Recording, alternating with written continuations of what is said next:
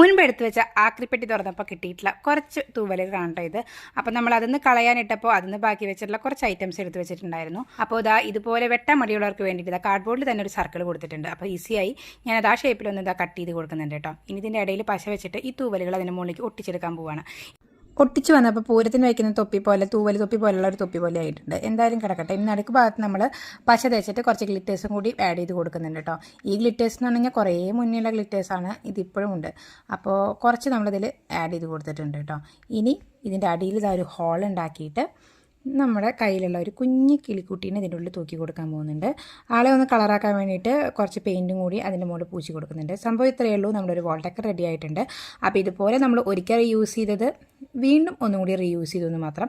അപ്പോൾ എത്ര വേണമെങ്കിലും പ്രാവശ്യം ഇതുപോലെ റീസൈക്കിൾ ചെയ്തിട്ടോ റീയൂസ് ചെയ്തിട്ടോ നമുക്ക് ഓരോ സാധനങ്ങളും ഉപയോഗിക്കാനായിട്ട് പറ്റും കേട്ടോ.